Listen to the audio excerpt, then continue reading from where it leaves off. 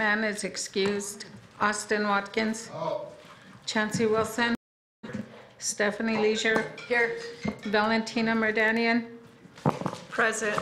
Lydia Bearkiller. Here. James Cross. Present. Ella Giancarlo. Here. Richard Greenwald. Robin Tapio. Present. Philip Goodcrow. Oh. David Puyer. Sonia Lilhawk Weston. Jackie Here. Sears. Here. Colin C.J. Clifford. Oh. Lisa Jumping Eagle Dalleon. Here. Craig Dillon. Here.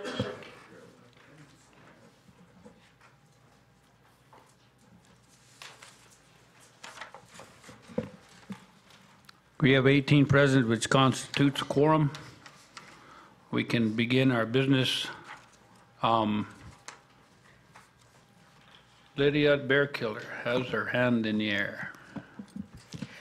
You know, yesterday we put our agenda together, and yesterday afternoon I was given a 2/3 agenda item that wasn't on HHS. And this one is dealing with the SDPI, a grant that comes from the National Indian Health Board. And the deadline for the resolution is September 30th.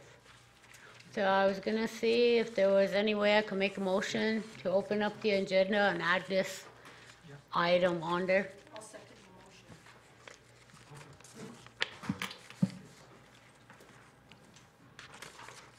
We have a motion on the floor.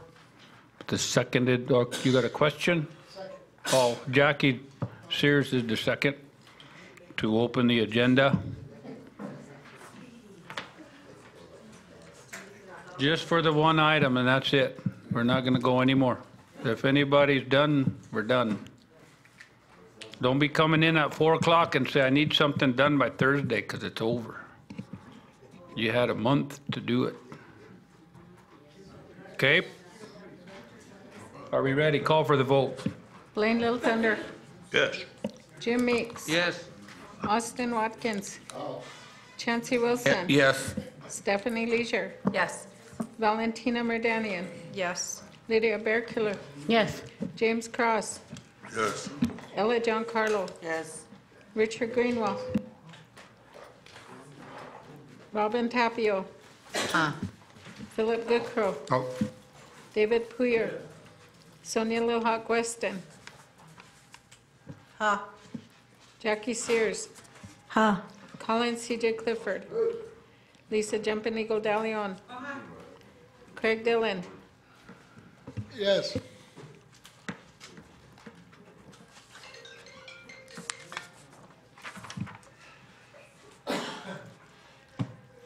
The vote to open the agenda is 17 yes, 1 no, or 1 not voting. State Okay, your motion.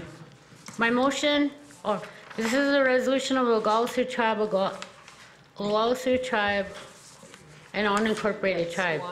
Resolution of Oglala Sioux Tribal Council of Oglala Sioux Tribe in support of the Oglala Sioux Tribe's Oyate Blihilia program for the continuing application of service through the U.S. Department of Health and Human Service, Indian Health Services Special Diabetes Program for Indian Community Directed Grant. Motion. We have a motion by Lydia, We need to get these. seconded by Jackie to place it onto the agenda.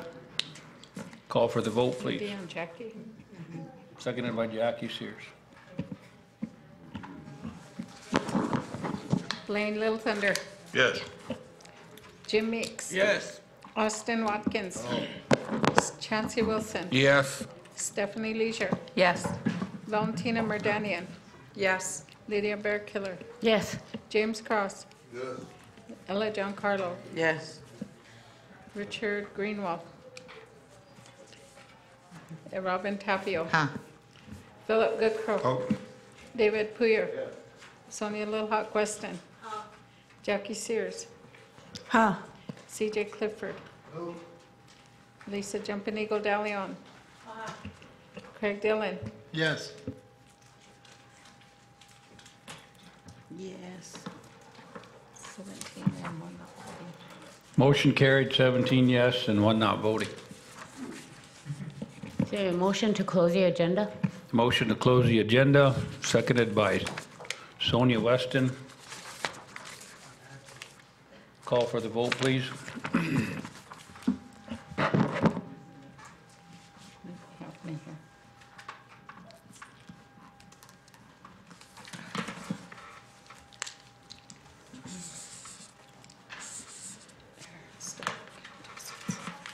Blaine Little Thunder. Oh. Jim Meeks. Yes. Austin Watkins. Chancey Wilson. Yes. Stephanie Leisure. Yes. Valentina Merdanian. Yes. Lydia Bearkiller. Yes. James Cross. Yes. Ella Giancarlo. Yes. Yes. Richard Greenwald. Rapio. Ah. Philip Goodcrow. Oh. David Poyer. Sonia Little Hawk Weston. Jackie Sears. Ha. CJ Clifford. Lisa Jumping Eagle DeLeon. Ha. Craig Dillon. Yes. 17-1. Motion carried, 17 yes and 1 not voting. Okay, now we can get back to our agenda. So now we get to Oglala District. Are we ready? Okay.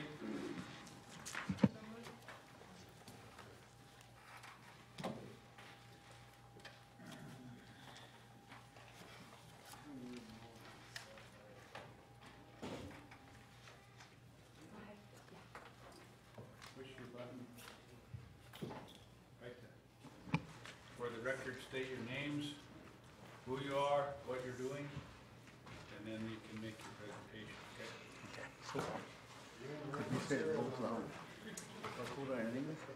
Ken, yes, yes, Ken.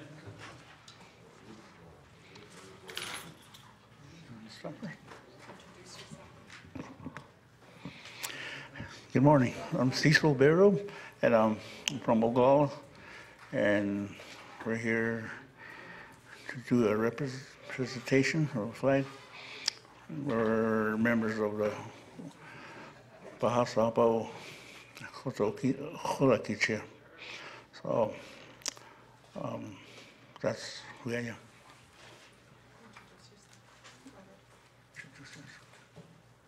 My name's Robert Matthews. I'm a member of the Pahasapa Akichita KOLC-TV.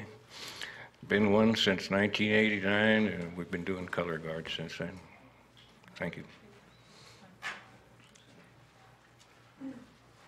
So these gentlemen came before you in Finance Committee requesting assistance to make a special trip based upon an invitation that they received from the Seneca Nation.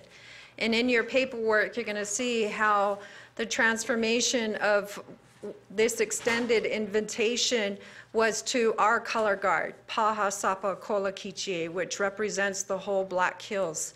And with that, you guys did approve them with that kind donation so that they were able to attend this wonderful event in Salamanca, New York.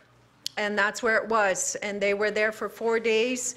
And during their visit there, our color guard honored their veterans with not only our tribal flag, but also with eagle feathers for their service and their support. And it was a big honor for not only our nation, but their nation. And we wanted to show that unity. And as a part of that, couple of the members of the Pahasapa are not here with us today because they had to attend to other appointments and so forth. But these gentlemen wanted to say thank you. And they wanted to bring that back and say Wopila. And they did send a Wopila letter to the treasurer along with all of the receipts from that donation. So that was submitted to the treasurer's office. I got the wonderful, humbling opportunity to go with these gentlemen.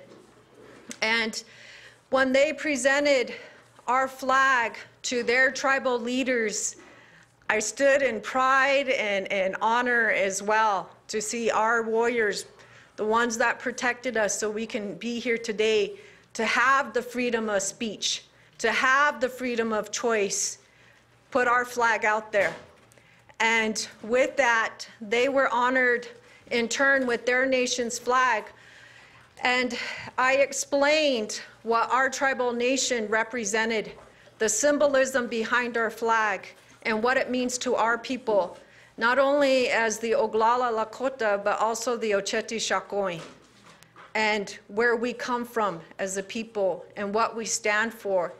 And based upon their history, you know, they come from the 6 Confederate Nations, and they shared their history with us. They shared their symbolism.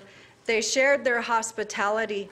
And so in regards to that, they also wanted to share that unity with our tribal nation by presenting me with the flag to bring back to our tribal government and our people. So today, these gentlemen are here because without them, this wouldn't have been possible. That invitation wouldn't have been possible, and that unity wouldn't have been possible. So with that, I'm going to ask these gentlemen to present this flag to our tribal government. The other way. Yeah, the other way. To our tribal leaders on behalf of our people, so that they know that we're bringing this unity and we're bringing this honor back to our nation. And this is because of our warriors. So with that, go ahead and present it. If we could have the President and Secretary accept the flag on behalf of the Seneca Nation. And they're the Western Door Keepers. That's what they represent within their tribal nation. So we hope that we can continue this good relationship with the Seneca Nation, and they're willing to help our nation as well based upon this visit and this unity. So with that, I want to say Pilama Yaye to our veterans and to the Seneca Nation. Oh, Pilama Yaye. Come shake your hand. Yes, for veterans. Come up here, If you Robert. want to come and support our veterans and shake their hands for what they've done, we sure would appreciate it.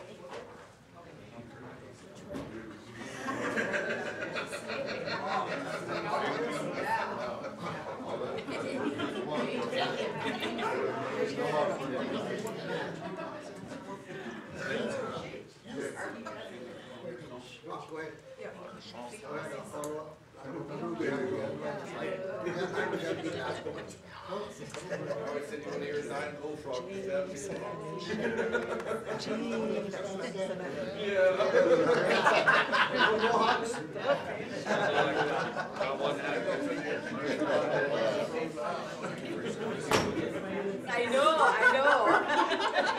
You're the reason why Trump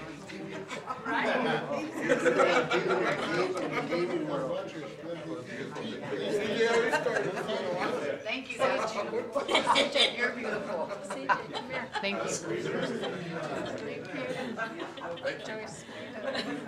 for us. Our agenda. Oh, yeah.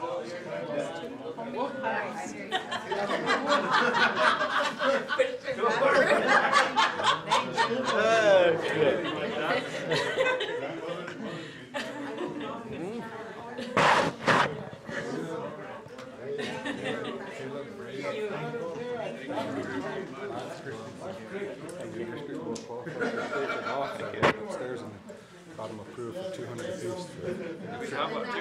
Talks about bird No, we're done. I'll have you guys take plants and their nation. Should be done today. And so, Do you have a case? no, this is how they presented it to us. So I can, the tribal president and the treasurer presented it to us. So that was really nice. so, did you get pictures? Yes, they got pictures. Get them so we can put them on the Facebook. Yeah, the treasurer, he's Jackie got one here today. Yeah, and then we can put that on there and show them that how, what our veterans did. So they're coming to the Black Hills Power, and it'd be nice if we find the time of the day, we'll get a flag. We already gave them our Well, I mean, but find the time of the day when you come up there. We had during the power hours, we can make time, we can come and get some get some names.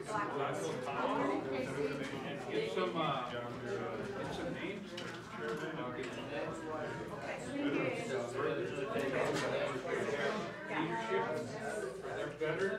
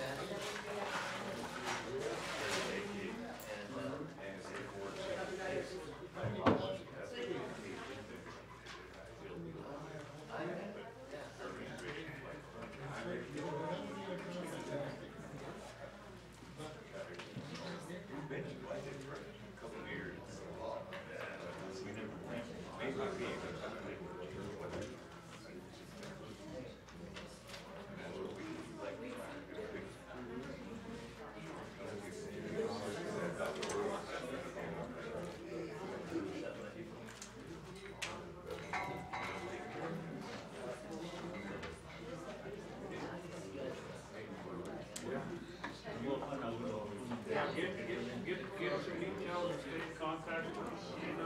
Get everything going, and then they'll give us my office and my staff, and then we can make everything, all the details, plan that honoring. Thank you very much for what you do. Yeah, definitely, it's my honor. Thank you. All right, thank you guys.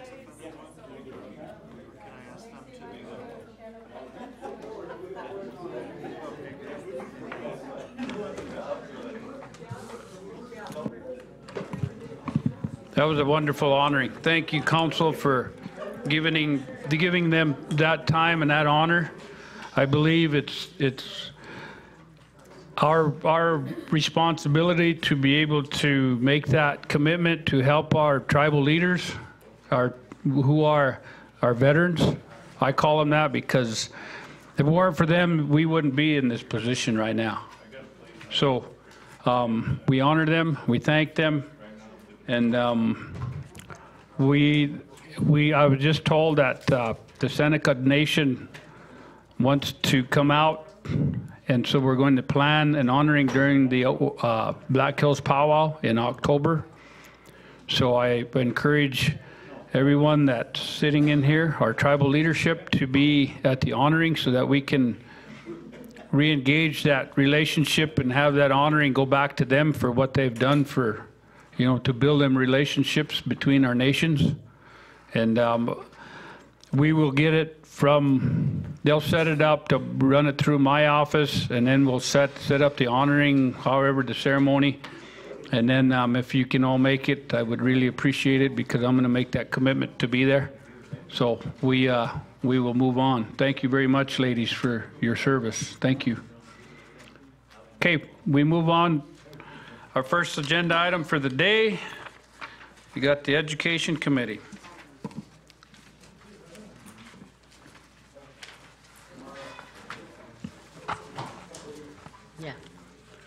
Okay, this is a resolution of the Oglala Sioux Tribal Council of the Oglala Sioux Tribe and unincorporated tribe. Resolution of the Oglala Sioux Tribal Council adding Lisa Jumping Eagle DeLeon and Valentina Merdanian to the Education Committee. Whereas the Oglala Sioux Tribe was organized under Section 16 of the 1934 Indian Reorganization Act by adopting a federally approved constitution and bylaws.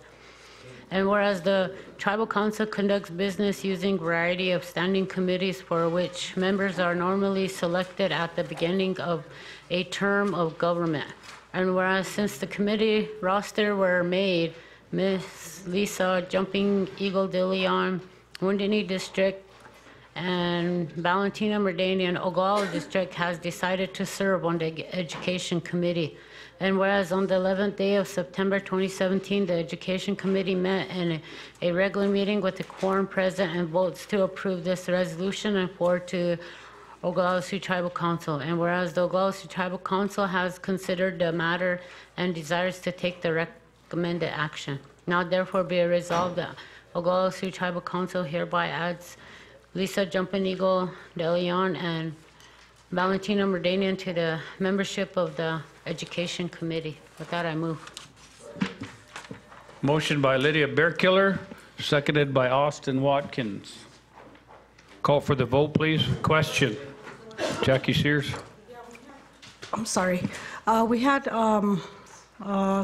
Stephanie Leisure that also came in after we took that motion and I guess made the motion and then passed it in Education Committee meeting. Is it possible that, we can add her in on this resolution, Chair?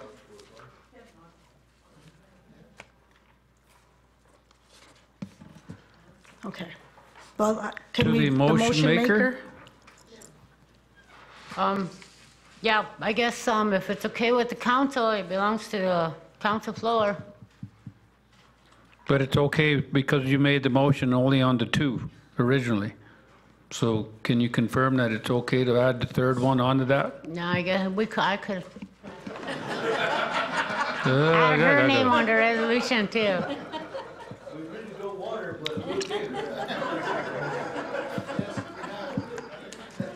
And the second? Okay. So we have the three.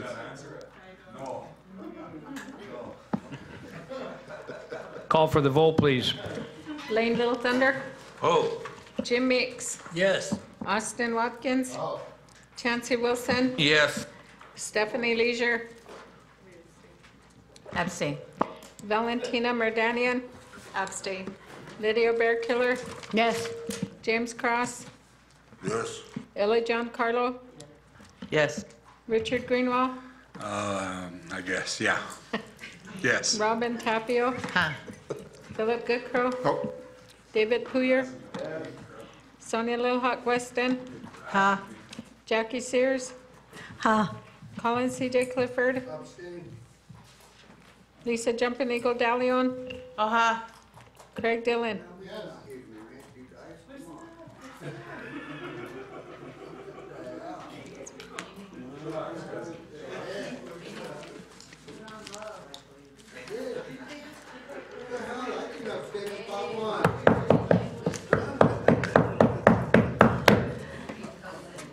Let's have a little respect now, people. Come on now.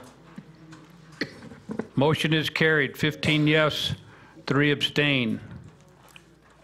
Okay, next one, we move on. That's the only thing Education Committee has right now.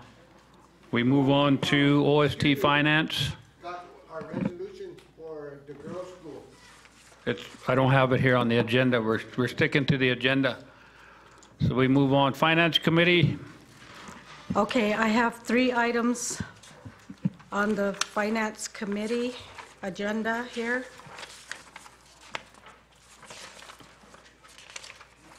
Okay, the first one. What is it? The Crazy Horse Planning one. Let me see that real quick. This is a resolution from the Crazy Horse Planning Commission, but I don't see it it's supposed to be a proposed ordinance of the tribe's resolution, but I don't see a tribal ordinance on here, because it's supposed to be, where's it at? That's a district. No, that's just a district. Let's go to that. Yeah, right here. Right here. Okay. It's on that same one. Okay. Sorry. It's kind of backwards here, so.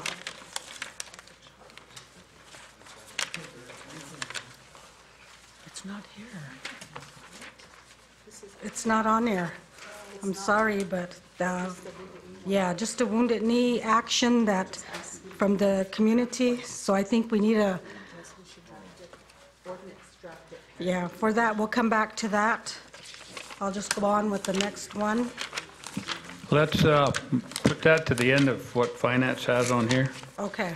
and then we'll just go to B. Okay, we'll go Okay. on to the next one, and it's ordinance of the Oglala Sioux Tribal Council of the Oglala Sioux Tribe, an unincorporated tribe.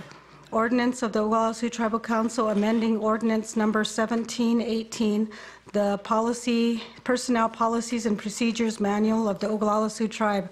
Ordinance number 17-21, the organizational chart of the Oglala Sioux Tribe, and the ordinance number 17-22, the salary scale of the Oglala Sioux Tribe.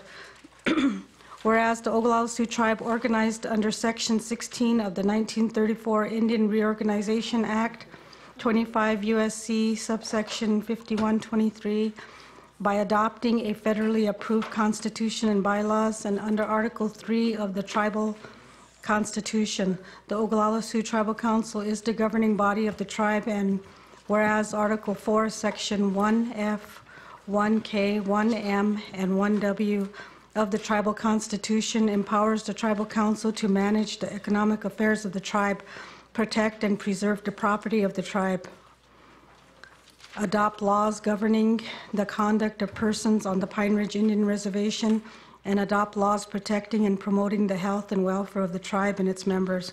And whereas in the exercise of these powers, on July 25, 2017, the Tribal Council enacted Ordinance Number 17-18, the Personnel Policies and Procedures Manual, Ordinance Number 17-21, the Organizational Chart of the Oglala Sioux Tribe, and Ordinance Number 17-22. And whereas on August 30th, 2017, the Tribal Council passed a motion directing the Finance Committee to hold a working session for all Tribal Council members and all Executive Committee members for the purpose of preparing and recommending amendments to these ordinances.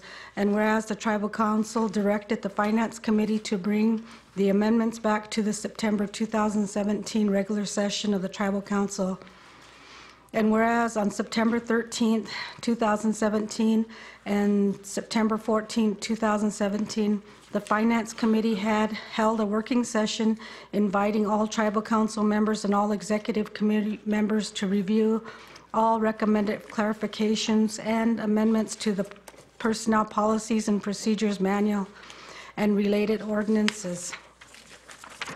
And whereas the Finance Committee brought its amendments to the Tribal Council in its September 2017 regular session, and whereas the Tribal Council finds that adoption of the proposed amendments is in the best interest of the tribe and its members, now therefore be it ordained that the Oglala Sioux Tribal Council hereby enacts the attached Personnel Policies and Procedures Manual of the Oglala Sioux Tribe, Organizational Chart of the Oglala Sioux Tribe, the Salary Scale of the Oglala Sioux Tribe, and be it further ordained that the attached Personnel Policies and Procedures Manual of the Oglala Sioux Tribe, Organizational Chart of the Oglala Sioux Tribe, the Salary Scale of the Oglala Sioux Tribe, shall take effect immediately and shall supersede and repeal all prior inconsistent laws of the Oglala Sioux Tribe, including but not limited to Ordinance Number 07-50, 16-24, 17-05, 17-18, 17-21, and 17-22. Therefore, I move. Steve Gunn has a question. I just wanted to clarify that there are no amendments to the salary scale, and so references to amending the salary scale or superseding the ordinance adopting the salary scale, which is 1722, will be stricken from the ordinance. Everyone should also have a copy of the manual with a cover memo which describes the main areas where changes were recommended and made. And I'd be happy to go through those with you. And so let me do that.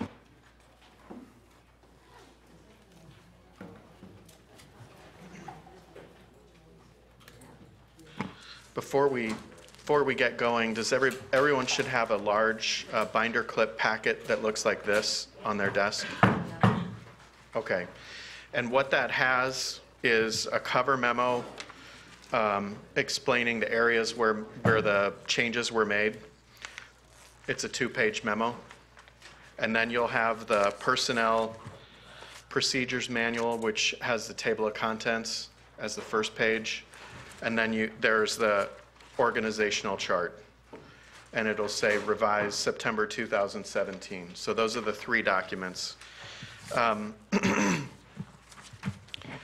And let me just describe the process for you. The manual was adopted, the old manual was adopted on July 5th, 2017. Tiger and Jennifer Bear Eagle met with program directors over a period of days and received comments. The council was made aware of that during the August session. Those comments recommended certain changes to the manual. The council sent it back to the Finance Committee to have an amended version prepared and then a working session held on that amended version, and those things happened. And this copy that you have is the copy that comes out of that working session, the 2-day working session. The major areas of change are listed in this memo. Number 1, the executive director. Supervision and discipline of the executive director was transferred in this revision from the executive committee to the president of the tribe. And the executive director is now required to make monthly reports to the tribal council. And I want to, on page 9 of the manual, in section 4-2, subsection F says the executive director shall report to the tribal council on a monthly basis. A sentence has been added to that which states, and we're getting copies of any pages where changes have been made, where copies are being printed. The sentence says, no confidential or personal identifying information about individual employees shall be included in the monthly report, okay? Number 2, the HR director. Supervision of the HR director was transferred from the executive committee back to the executive director, provided that the HR director is to make monthly reports to the tribal council. And that's on page 8. There's a new section there, 3-3D.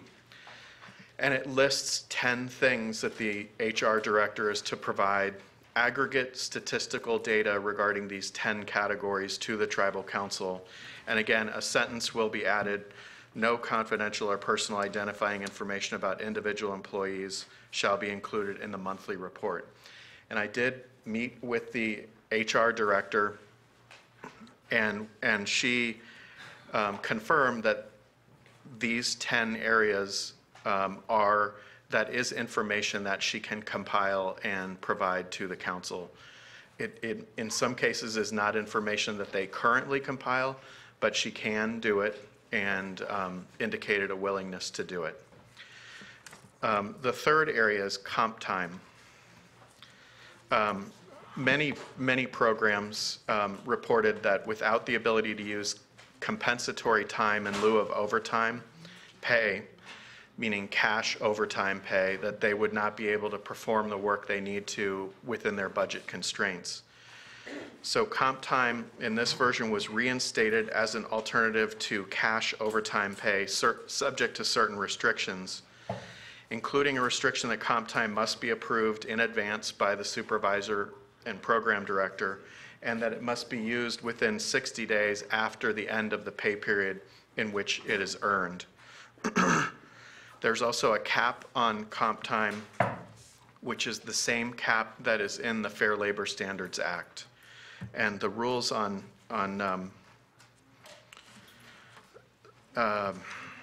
the provisions on comp time are included in the manual.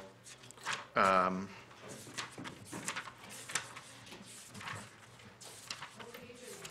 trying to get you the page where comp time is included.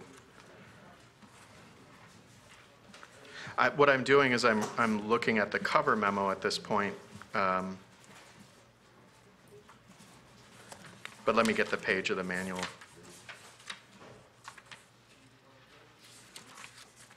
So comp time is on page 75 and 76. Okay.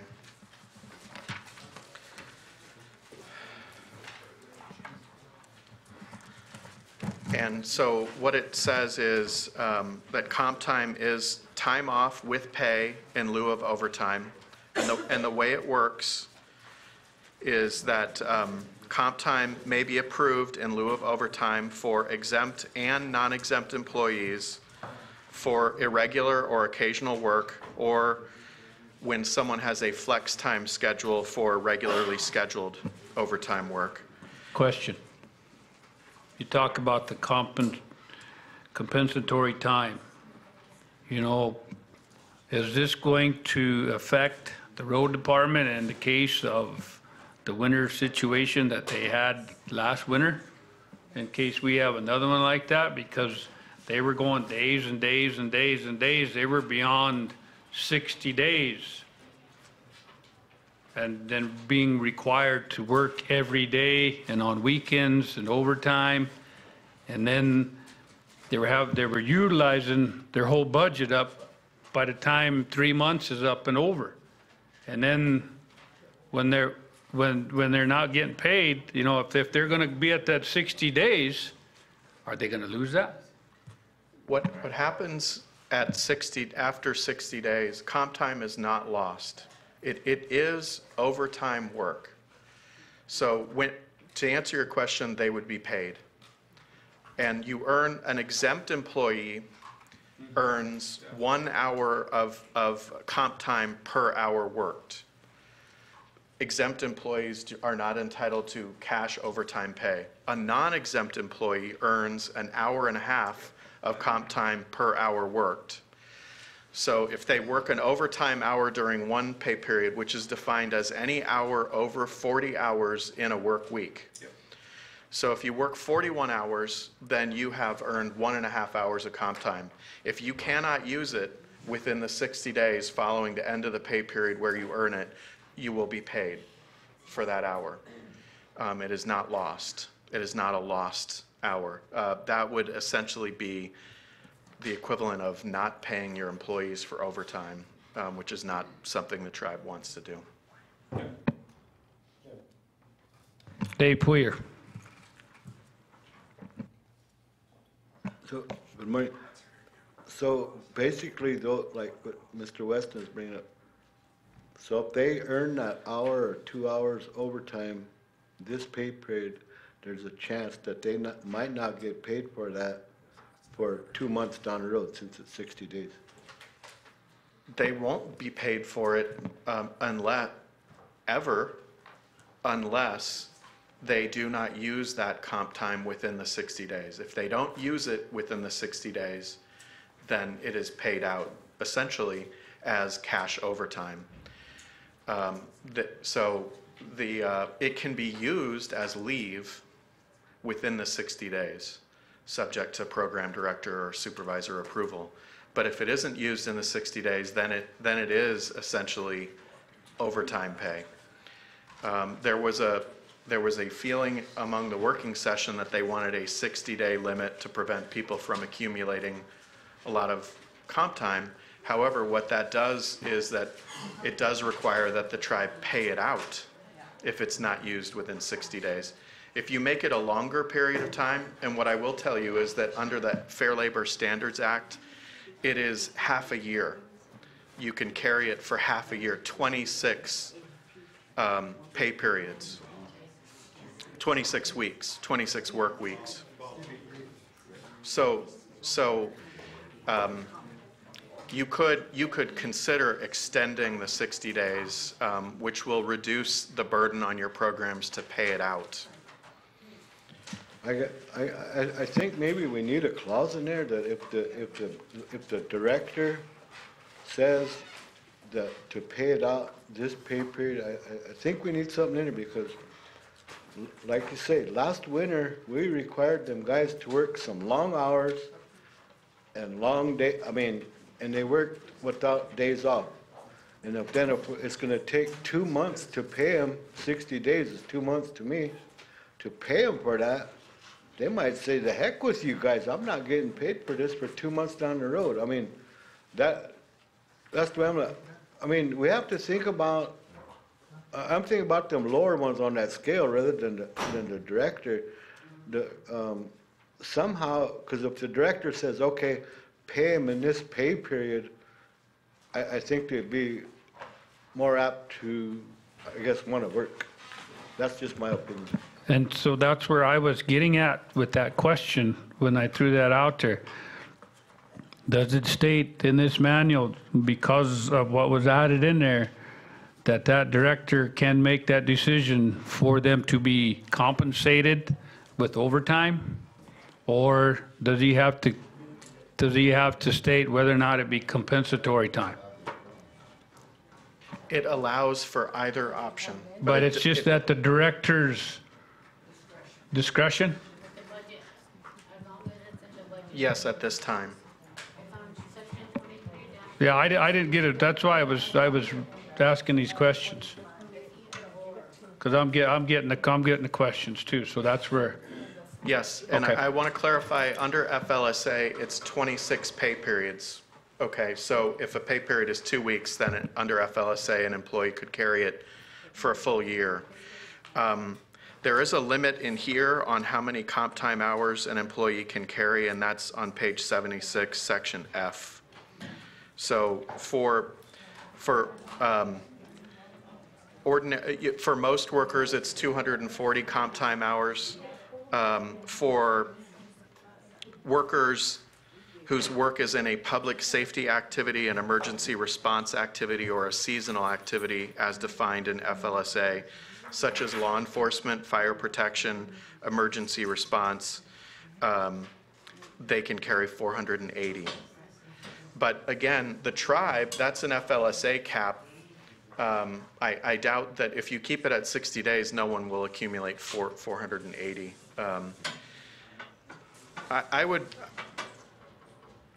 I would suggest that you can relax the 60 days and make it longer. Otherwise, your programs are going to have to pay out at the end of 60 days. 60 days isn't a lot of time to use the comp time that you've accumulated, and then you're going to have to pay it out. So I would consider relaxing that. I know you don't want people to carry a lot of comp time, and there are some people now who are carrying a great deal of comp time, even more than 480 hours. But I think 60 might put a burden on your programs. They'll have to pay it out after 60 days. I would consider loosening that. That is the comp time provision. The time clock policy, no substantial changes were made. The time clock policy applies to program directors, and it applies to exempt employees. There really are no exemptions, and I want to be clear about that in case anyone has an objection to it. So the exempt employees are your executive director, your HR director, comptroller, the attorney in the executive director's office, that's Jennifer, and all of your program directors. They are exempt. And that means they are exempt from the overtime provisions. And if they work comp time, they're paid out at 1 hour per 1 hour. But all of those people are subject to the time clock policy under this ordinance. So that means Tiger, Michelle, you get the idea, Dean. Sonia Weston has a question. I guess with that being said, Steve, I guess that was some of our questions during the working session. And now we're here with the manual at the council level. But now that you're saying directors are exempt from all of these things, then right now we're still making the directors punch in the time clock. So I think today we need to look at that and hear from the council what their thoughts are on that. Do we need to still allow for them because they're exempt employees? Because some of these directors supervise more than 2 people. And I think that we're still allowing them to punch in. And I'm being on council, I think back in, I don't know can't remember what year that was, because there was a few directors that messed up, without the executive director just dealing with those directors that were messing up, we put them all on the time clock. We had all the directors punching in the time clock. So more or less, we kind of, we just went the whole 9 yards, I guess. So I guess in the working sessions, I know we've talked about that, but now it's here, and you're saying they're exempt from this, they're exempt from that, they're exempt. And I think this morning I heard from Kyle, district members, I think Austin and Chauncey, and one of them said he talked to Chauncey already about it. But, his concern was that, he's a director and he wants to know that today. He said, what the council's decision is on that is to, does directors still have to punch in the time clock when we ourselves supervise non-exempt employees under us, but yet we're the timekeepers, and you're listed here as a non-exempt function of the director. Yeah, let him clarify that for you. So maybe you could do that. Under this, I want to be clear. Program directors are exempt from overtime. They are not exempt from the time clock policy. Under this version, that was discussed.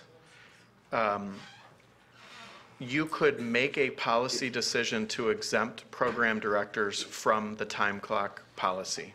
That is your decision. But I was not given clear direction from the working committee to do that. Dave Poyer.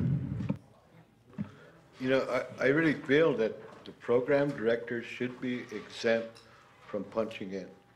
Since we're not going to pay them, or they're not eligible for overtime, then they should be exempt. They're basically straight hour, 80 hours every 2 weeks. And if we're going to make them punch in, then we should be paying them overtime. You can't have it both ways, is the way I'm looking at it here. Thank you. I'll make that motion. If you want to make that change, it would be on page 70 in subparagraph D at the bottom. And I could make other necessary technical corrections to make sure it's consistent. But it would just say, instead of saying all employees are required to use the biometric clock, it would say all non-exempt employees. That would be page 70, subparagraph D at the bottom of the page, and it would say all non-exempt employees. And then if you want to make that, that's a policy decision for you. And if you do make it, then just give me the latitude to read the whole chapter and make sure that it's consistent throughout. But that would be the main area where you would make that change. Jackie Sears, and then Austin Watkins. I think that was one of the concerns we had with the directors in the past when that happened. Rather than disciplining certain directors, they just made it straight across the board.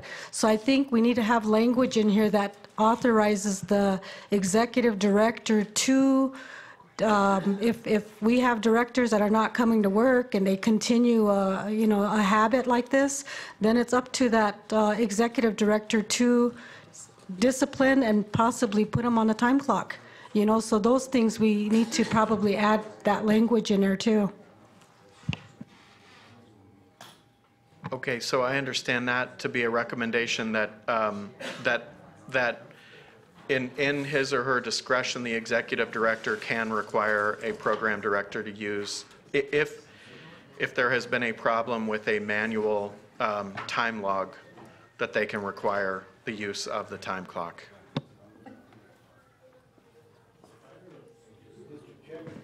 Hold on 1 second. Austin Watkins and then Dave Poyer. I agree with Jackie there, but also if you look at, since that's been in place, it ain't, it ain't going against any directors. But if you look at it now, they have been coming to work. Reason it was brought forth, and that was in 2004 or 2002, was some of them directors were calling in saying that they're going to do the work at home. And you had a lot of employees pretty mad because they had to be there 7:45 to punch in. But the other issue that I was talking with Rich on, and I think it was down to the comp time, Steve, was that Rich was the chief of police at one time. I was in law enforcement too. You got down 480 hours. And I know police officers work a lot of hours. We know that. But you also remember what happened the last several times when all of a sudden officers decide they don't want to work no more and they had their hours up that high. Hell, it put public safety in a big hole. So, you know, we really need to look at that. I'll talk to Rich. I think 240 hours, just, that'd be fine with them, you know. Because we got a new chief of police and hopefully it'll be changed. But, you know, 480 hours, that's, you're going to break that public safety again. Dave Poyer. I just have a question. So if we're gonna do changes, are we gonna make motions to change it, or are we just gonna let Steve do it? I mean, that's why, by those sections, or how are we gonna do this? I believe the easiest way to do it is to just accept them. He can change them, and we approve at the end of this, we approve that policy right there. Okay. I just For wanted to get that clear so that- expediency, for time. So are these, you know, Jackie had a recommendation, Sonia had one, Dave, you had one, Austin had them. Steve can put them in there, and then we approve it after we finish up. And what I would say is I that, just wanted to make it clear so that Steve kind of knows what we're doing here, I guess. yes, and I also think, you know, I want to say this, that the committee put a lot of work into this, and it's a shame that Cora isn't here, but other committee members, Jackie is the vice chair, put a tremendous amount of work.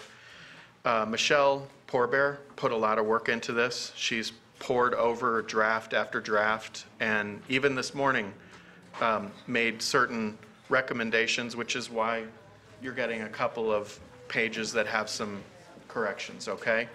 And Jennifer Bear Eagle also did a tremendous amount of work. And if we do bring this back after lunch, when we finish discussing these changes, I would like to invite Michelle and Jennifer to come up and in case you have questions that you want them to answer. Jackie Sears. And we do have, you know, ran into some more concerns with employees approaching us yesterday on how this affected their job, their salary. They're starting all over again. So those are some of the hiccups we're running into now. And in my list of people to thank, I didn't mention program directors, and I should have. The program directors spent a lot of time going through this and recommending improvements. But let's go through that. We're now on page 2. I did want to say that on comp time, there is, strike that on the time clock policy on page 71. On page 71 at the top, number 4, it does say tribal employees who are working on construction crews or at construction sites are not required to use the biometric clock and may instead use a manual punch time clock or manual time logs if approved by the program director or supervisor. That was a recommendation that came out of the committee, and that was not sensitive to any particular month of the year because their construction season can go on for really any time other than the dead of winter. Next, seasonal employees. The length of time a seasonal employee may be hired was increased from 190 calendar days, strike that, 90 calendar days to 120. Okay, so if you want to look at, on page 13, the categories of employees are regular full-time, regular part-time, probationary, then temporary, which is 180 calendar days, and seasonal, which now is 120. Seasonal used to be 90, now it's 120, in part because some of the work that seasonal employees need to perform is longer than 90 days. Job interviews. A change was made to allow program directors and district service center managers to participate in job interviews in an ex officio, non-voting capacity if the person being hired is within their program or within their district service center. That was a pretty common comment that program directors wanted some input in the interviewing, whether it's drafting questions that the interviewer was to use or participating. Many directors wanted to participate and have a vote. The working session came to this compromise where they can participate but not vote, not participate in the hiring decision. There is some value in having directors in the room because they know what's required of that job. But there are reasons why you may not want to have program directors in the room. The points-based system, let me get the page here. Yes. That was on 13. Yeah. 13. And then the job interview part that we talked about was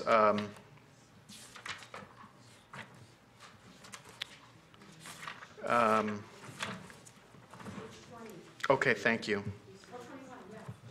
Okay. Page 19, actually, okay? On page 19, it says at number 3A, if the position being interviewed is a position in a tribal program or a tribal department, the affected program director shall participate in the interviews in an ex officio non-voting capacity and shall not participate in the hiring decision. The same thing is in number 4 for district service managers. Okay, on the points-based rating system, that's on page 21. I guess a lot of folks received comments that there should be no award of points for service as a tribal council representative or an executive committee member, and so that was stricken. So an ex-tribal council representative or ex-executive committee member will not have any points for that work. Chairman, I got a question. CJ, go ahead. You know, in spite of everything with the human resource and things, and we want people involved, we want people to be hired, I personally experienced the past couple of years, even to date, where my district's not being treated fair for some reason, whatever reason it might be. But I also am a self-determined, and I support self-determination. And one of the self-determination thing, and I would like to see in the very near future, is to put back in place our personnel board for the Pine Ridge Indian Reservation. So that way we have elected people that sit on that personnel board, and it's not in the hands of certain individuals in our working system, which is not favorable based on politics. So I'd like to see that, and to bring back that personnel board so that the people can be involved in our reservation. And there's several other areas in life the same way, Mr. Chairman, that I believe the people need to be involved and they should be informed and they should be part of us. I'm on human resource. Don't be trying to go in executive session over this either.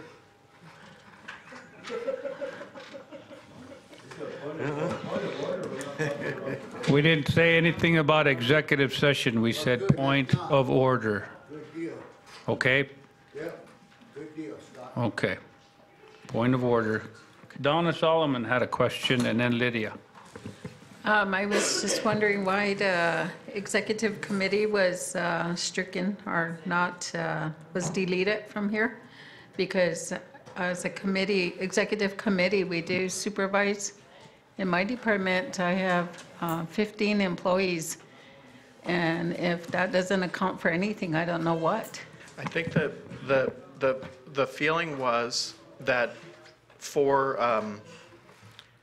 any job where it is comparable work experience, that you will be awarded points based on comparable work experience. So let's say you were the tribal treasurer for 2 years and then you wanted a position in FAO.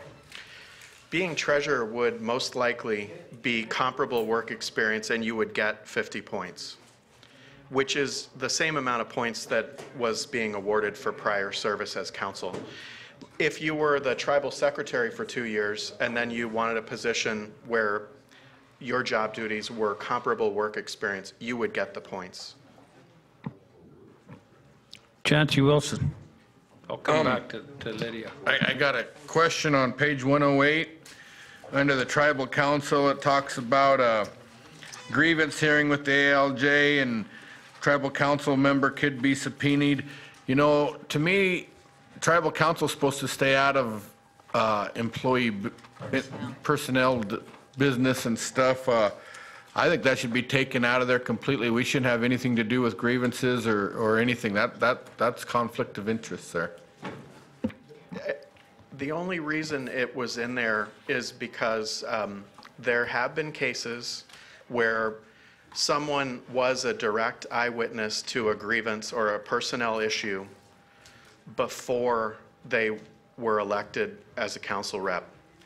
So it happens in October. The person is terminated. They have an ALJ hearing. Now, all of a sudden, the eyewitness is on the council. It might be unduly harsh to say you cannot ever subpoena the rep. However, this does say that the rep can file a motion to quash it, and then the ALJ will decide the motion to quash. But what we could say is, when we want, if we could change that, Chancey, to say, if an officer or representative of the tribal council is subpoenaed to testify as an eyewitness, not as a character witness, because we don't want you to be subpoenaed as character witnesses, but as an eyewitness to events directly at issue in the grievance. I could add that language with it, which I think would protect you, as an eyewitness to events directly at issue in the grievance. Lydia, and then CJ. Okay, I guess I just had to step out, but on your point system, the only reason why I kind of supported that idea, and I know it's not the people, because the people didn't even get to look at this document. The changes, recommendations are coming from our directors, our staff, and the circle here. But the reason why I was kind of supporting keeping some credit to council and the executive board is because, you know, sometimes when you leave office for no reason at all, it's the circle right here that kind of makes it hard on other council or other people that are not employed applying for jobs. And so at least if there was a 20-point credit or 15, 30-point credit, I think we're all worth it. And we shouldn't just look at this administration. We should look at the administrations that's coming forward too. Just like today, you know, every time one ex-council or executive board applies for jobs, you know, they're not selected. And I do really believe in the education part and the points for that. However, when we come back to the benefits to our people, is we're allowing directors and employees to take 6 hours of class, paid class leave, which is a benefit. But as elected people, you're handling every federal grant, every federal funding, all requirements, every law that's here, budgets, and you don't get credit for it. And that's what that's why I was kind of endorsing this. And the other part was the language. You know, with the language, you rarely see Lakota speakers anywhere. But the push in education is that we're demanding our 6 tribal schools, and I know Red Cloud, and I know the BIA schools and the county schools is a push to do this 24/7 Lakota immersion. So, you know, if we had our young people speaking Lakota and our adults aren't, you know, this should be an incentive for people to try, like the children are, is to bring that language back. But I guess, you know, white man's world maybe, I don't know. I don't know what the thought is on why we're not trying to prioritize language, you know, in our workplace. And maybe a lot of it will stop a lot of this internal turmoils that's going on, even within the circle.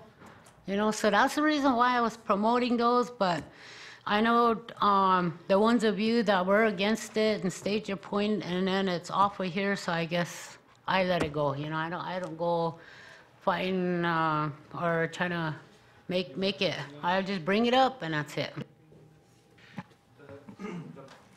There still are points for fluency in Lakota, but under the existing manual, it is 100 points. The recommended change out of the working session was 50 points with a definition of fluency. So one of the things the ratings the point I'm making now doesn't have to do with the points. If you want it out of 100, that's a policy decision for you. But the rating specialists have a hard time rating something that they can't verify. So what this would require is that someone who wants the 100 points has to essentially sign a document saying, I am fluent in Lakota, and the definition of fluency is the ability to speak and write Lakota easily, articulately, and accurately on a wide range of subjects. Not just introductory greetings, but on a range of subjects.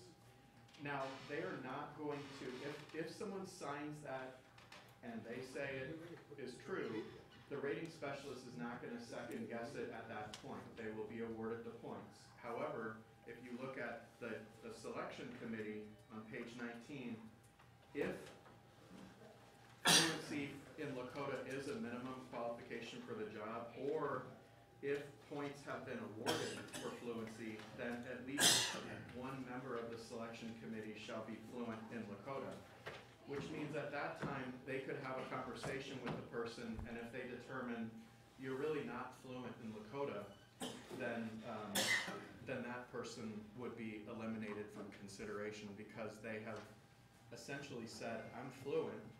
They got the points for being fluent, and they're not fluent. So that's really that's the safeguard.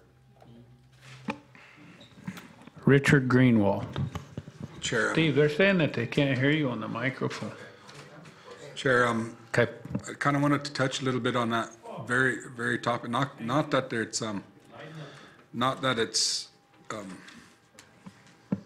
about the Lakota speaking part about it, but the lying on your application. If you're going to sit and lie about that, that might be an indicator that you might not want that person to be working for you. And the reason why I bring that up is because just this year alone, you know how it is, as council rep gets calls. Well, they hired their relative, they had to let go of some people. And then people's parents start calling me. Well, if people weren't lying in the first place on their applications, because one of the things that on the application it asks you, are you related to anybody in that department? Neither one of the sides told that they were first cousins or that their moms or sisters or anything like that. But when it hit the fan, guess what? They want to call everybody else and they want to try to save everything while people have a legitimate complaint. First of all, you should have never lied on the application and said you weren't related to anybody.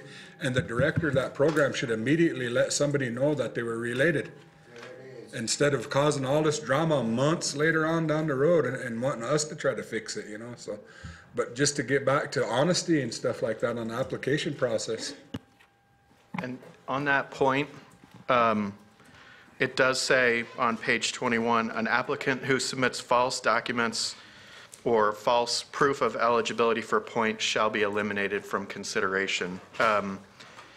And it could be that someone says, I got a bachelor's degree from a college, and they never actually got the degree. They were, 10 credits short. Well, that would be false.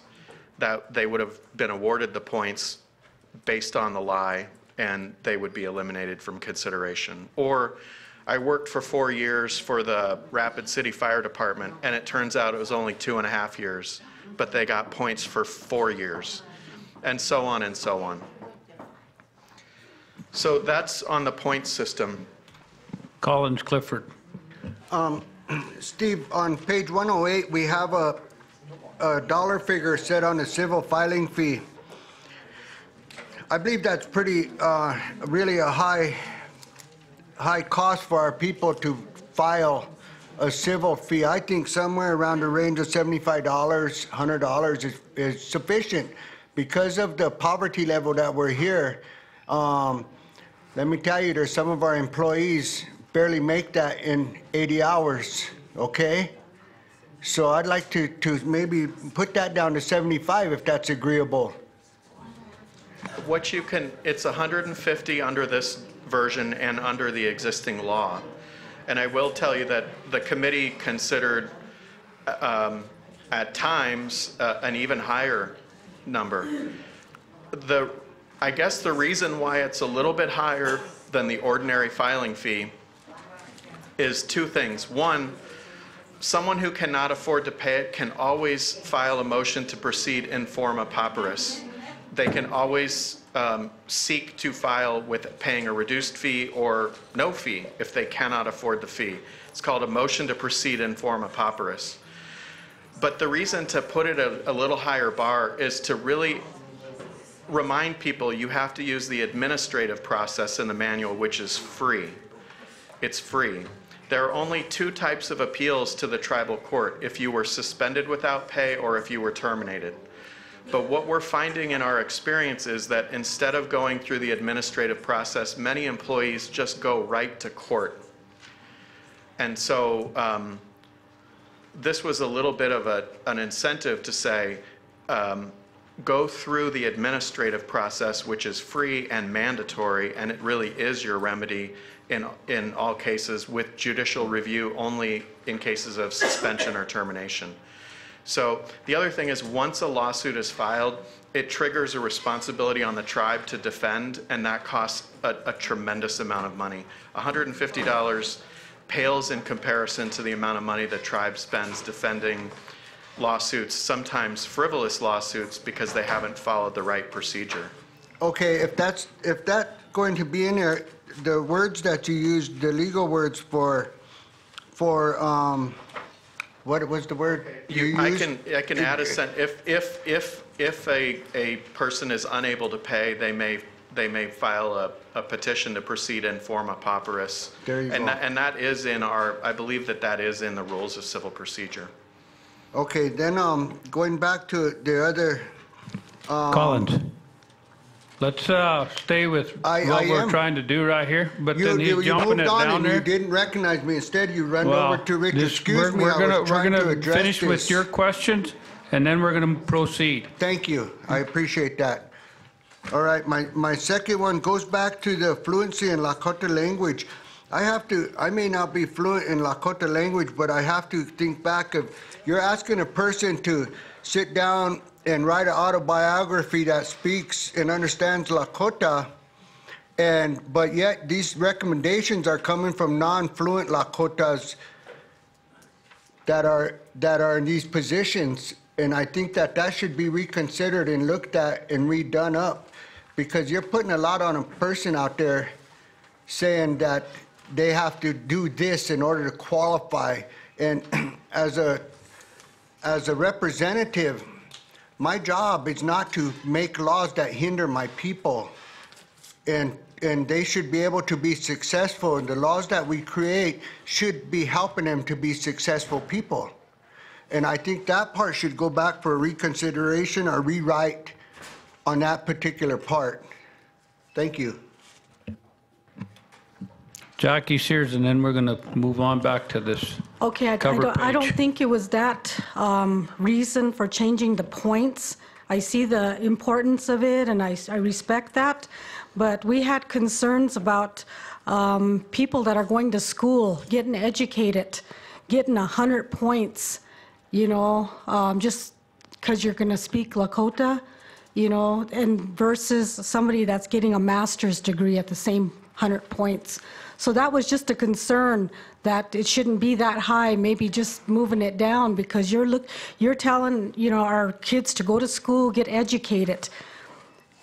Go to school, get educated, and come back and look for work, but yet when they come back and somebody's going to beat you out on points because of your, you know, not able to speak. And we have to be realistic. A lot of our young people don't speak. They don't speak the Lakota language, and it is sad.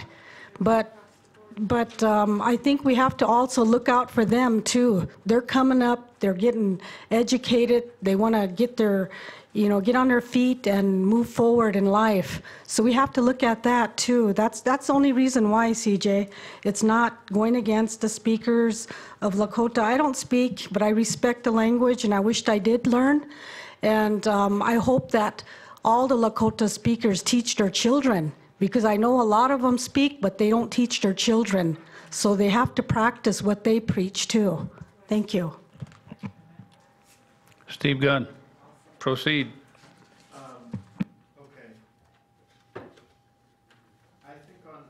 On the definition of fluency, you know, the points are for fluent Lakota speaker, and it does say speak and write. I think I'm going to strike the words and write. Okay. Okay. Performance evaluations, and that is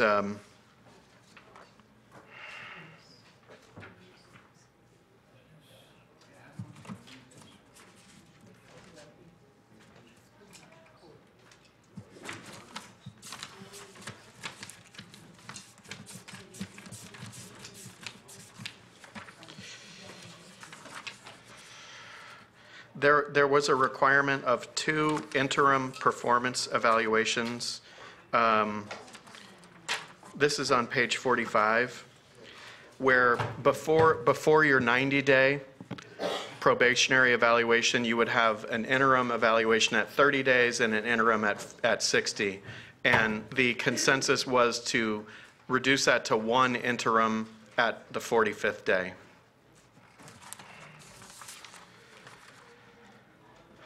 On the salary scale,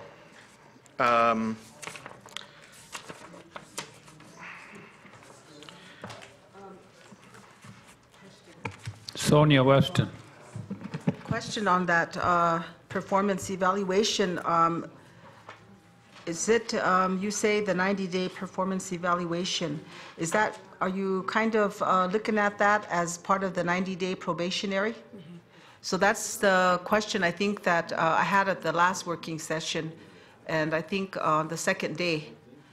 And what I think I questioned, I think maybe that's why you changed it to make it earlier, based on the 90 days, is our tribal members and the concerns that they have are they could start a new job and work, but you have to look at it both ways. You know, I can understand if the employee is not doing their job, that at the 90th day, the director or the supervisor will say, I'm not going to hire you. I'm not going to make you permanent. I'm not going to make you a merit employee. So those employees are the ones that are, you know, either way you look at it, they have no recourse. They can't file a grievance, because they're basically at a temporary status. That's the way you look at it. And so I asked that, I said, how could we look at this where, you know, we protect our employees, because, you know, we want to employ people. We want to retain them. And we understand as tribal council that there is employees that maybe are not working, are doing the things that they should when they're hired, but they're still good employees. There's still some good employees that went to school, came back, they get a job, and then maybe because something happened within that 90 days, all of a sudden, when it reaches the 90th day, they say, I'm not going to hire you. I'm not going to make you permanent. So then they're left without a job.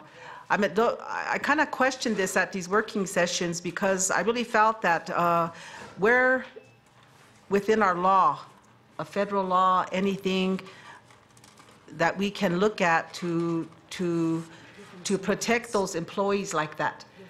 Give them some, and this is what, I was kind of hoping Stan was here, but, Stan and I were talking a while back.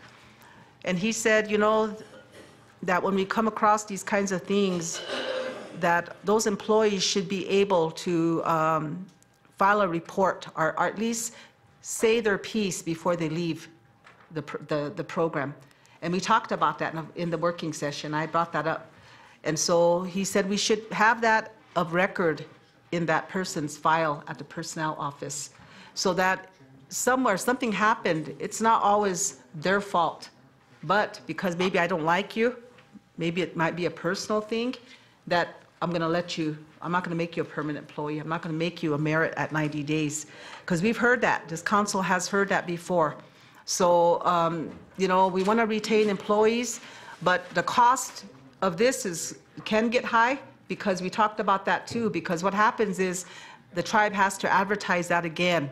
That position has to go out for advertisement for another so many days, bring in the, people. Meantime, the position is vacant until the position is filled. So in the meantime, we don't collect that indirect cost on that vacant position.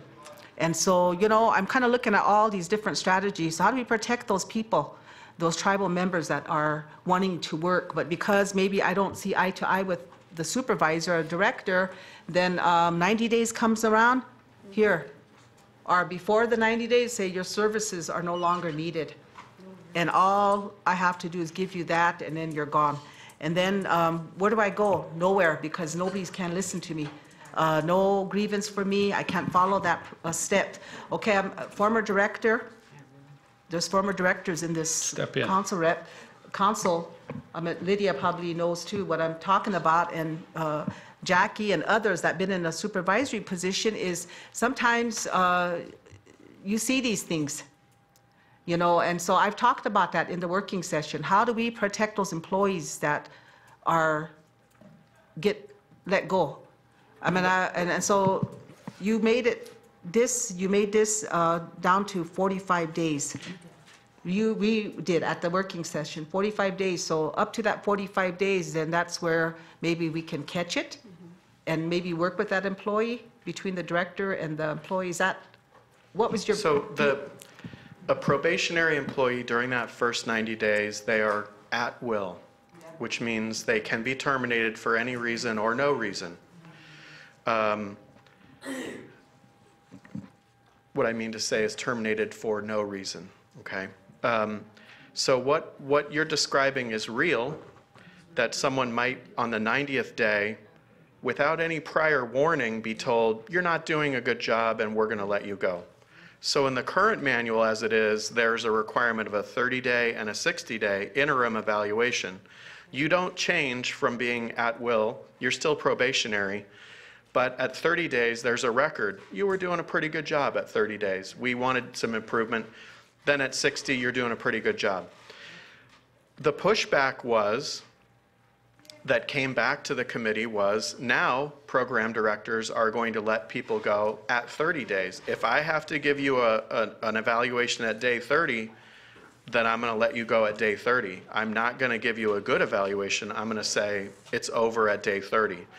That's why the working session came to a compromise at 45. Short of making people permanent employees on day one, you really can't give them the ultimate job security that they get at day 90 when they become regular. When they're probationary, they're at will. These interim evaluations were a safeguard to say, but I got a good evaluation at day 45, so maybe I think there's something else going on about why you don't want me to work here. Maybe it's discrimination or whatever it is. But the compromise was not 2 interim, just the 1 at 45. Ella John Carlo. Thank you, Chairman. You know what Sonia is saying is very true. I believe each and each and every one of us have received a call at one time or another in regards to an individual who was let go on day 59.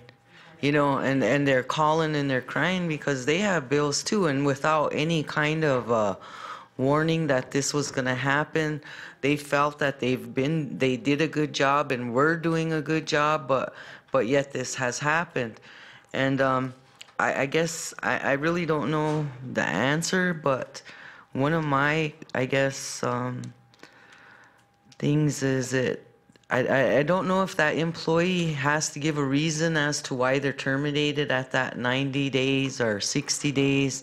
There should be a reason, you know, stated.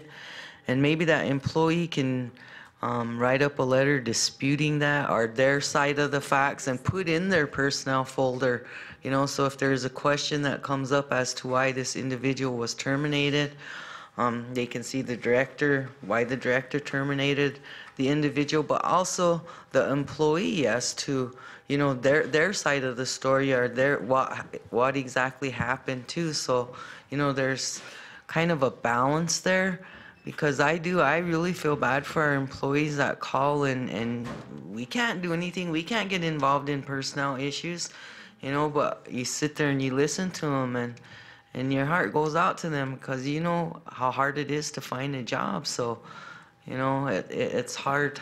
So I think that would be maybe a recommendation, you know. That's well received, and just so long as it doesn't say that you can only be terminated for a good cause. Because once you say termination for a good cause only, then you're not at will. But I do think it's valuable to say what the reason is, and it could be poor performance, and then the employee could put something that will go in their file that says, I was doing a good job, and that will be included in the file. And then the other side of that is, you know, I've seen where I've been told one thing, but then when you hear the other side too. So, you know, like I said, it would balance it out if you heard kind of both sides. Robin Tapio. Thank you, Mr. Chair. I too, I'm in agreement with Ella and Sonia on this matter because it's happened to one of my relatives. And I just want to say that, you know, the blow to the self-esteem being let go on the 89th day is devastating, you know. But what I want to comment about is, excuse me, the performance evaluation. You know, I think there needs to be one developed that is uniform and used by every director. I see on here you have strengths and weaknesses, but, you know, everybody's opinion would be different on that. And I think something in there needs to be like punctuality. You know, I know a person that was at work every day at 10 to 8, you know, and there till 4:30 and pretty much ran the program, and then came back on the 89th day and said, you know, you're educated, you could find another job somewhere, you know. So I think that we need to take it a step farther, if we're going to do these performance evaluations. And I think we need to come up with one uniform for all program directors to utilize. So you want a template per se? Right. Thank you. And that's something where Michelle can let us know. I've seen some of them, and she can let us know if there is a template. And ordinarily, if there's a template, it would have the ability of a program director or supervisor to add certain questions or criteria on the end, okay, program specific. But there would be a certain group of uniform rating standards and then some very program specific ones at the bottom. Okay, so we're gonna let Lydia ask her question, and then we're gonna break for lunch. Well, I just had a comment is, you know, in the real world, when you go and apply for a job somewhere, I mean, they don't have all of this. What do you go by? You're hired and you take the job. And should you not be doing the job right, you're let go and somebody else comes in. I mean, but when we look at this, you know, somewhere, and I'm gonna say that, somewhere the directors should be held accountable, you know, and supervisors. They tend to create that one position, two positions, so they could temporarily appoint relatives. And that's what's going on here. Yep, yeah. So I think somewhere, if the director has a tendency to, the hired person goes to like maybe 60 days and they all automatically are terminated and they bring a temporary in, and then the same way, you know, somewhere the executive director should have a template to check what's going on with this director and why this is happening in that program. I just, I think that, you know, sometimes, and evaluation for our directors should be more than once a year too. You know, because when we say here, reality, you know, we get like this. I had to open up the agenda on 2/3 something on, when those should have been done a month ago. And that resolution should have been done a month ago. Or you look at the job description, you look at the ordinances and resolutions of what a director got hired for and should be completed. You know, all those things in order should have been done, but it didn't happen. But yet we're sitting here and then it's okay. So it's got to work. Well, I don't like this at will. I don't like at will. I think it's kind of, it's a lot of this stuff is real discriminatory because, yeah.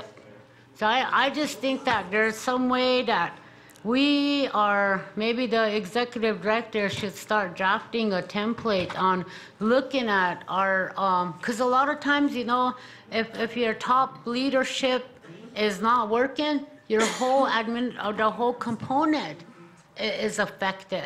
But we don't see it that way. We're picking on all these guys because this one can. You know, so we gotta level that field. Okay, so what I want you guys to do, we're gonna break for lunch, is I want everybody to sit down and come up with a performance evaluation plan that we can add into this after lunch. Okay? Put it in your mind now. While you're sitting in there getting in line, don't visit about everything else about basketball, football, and kneeling and everything else. Let's come up with a plan to put this performance evaluation plan together. Okay? Philip Goodcrow, would you give us a meal prayer? Kashla, we want to thank you for this day, and we want to thank our council members for doing what we can on behalf of the Oglala Sioux tribe, employees, and so forth. And I want to pray today for our meal, pray for the people who prepared the meal, and so that we may benefit from the meal with good health. Wopila, takueasi.